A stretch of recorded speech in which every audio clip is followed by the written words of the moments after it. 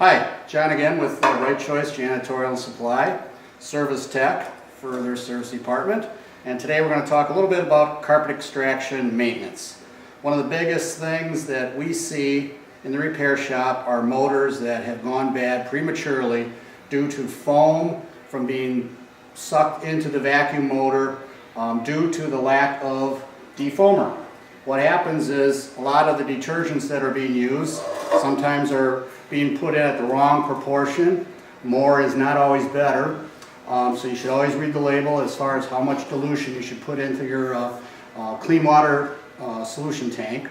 And then add defoamer to the recovery tank at a ratio of 1 ounce per 5 gallons. And all you do is open up the lid for your recovery tank, add 1 ounce of the chemical to your recovery tank, and that will knock down any foam.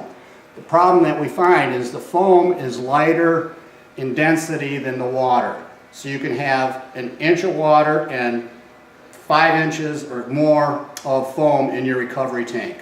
And the foam being lighter than water will be sucked right into the vacuum system. And even though that the motors are bypass designed, meaning that the water will blow by the motor, it still has a tendency to suck in the moisture. That moisture and electricity do not mix, and you can have a short, and then or eventually the bearings go bad. So critical that you use defoamer. Another thing that you want to check for are the spray jets. A lot of them, like in this drag wand in particular, there's 2 jets down at the bottom here.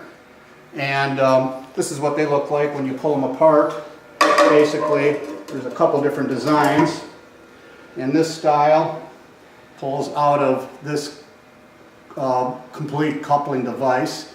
And there's little spray tips that are very minute that sometimes lime deposits of the water hardness will get inside those little jets and cause a clog. They'll spray unevenly. When that happens, sometimes you just go get a little twist tie and strip it down and then put the wire through it. Or you add some vinegar into the clean water tank when you're done with your job and flush the system through with about 1 gallon or so of diluted vinegar and water. And then let it run through the system and sit overnight, and then flush it the next day to keep that lime deposit down. Another thing that they do have are filters. Sometimes filters are located inside of a jet body like this, and these will clog up, so you need to remove the jet from the bottom of the wand and then take that little filter off. Not all jets have that, but it's something to look into if you're not spraying through your jets.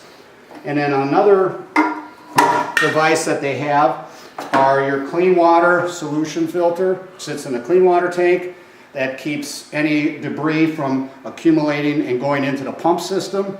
You should never use a bucket to empty the dirty water and fill with clean water to put in your clean water tank. You'll never get it rinsed out enough, and if you do that, this is going to help prevent getting some of that debris through the pump system.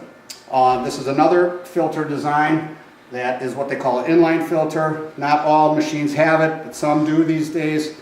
And inside the tank you would find this device. It's kind of like a miniature oil filter on your car. And then you just pull off this clear cover, and then inside there's a fine mesh screen that you would just rinse out, and this will accumulate a lot of the debris that's coming through the clean water system into your pump. So that's some of the basic things that you can do on your own.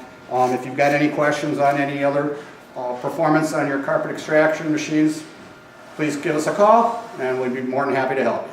Thank you.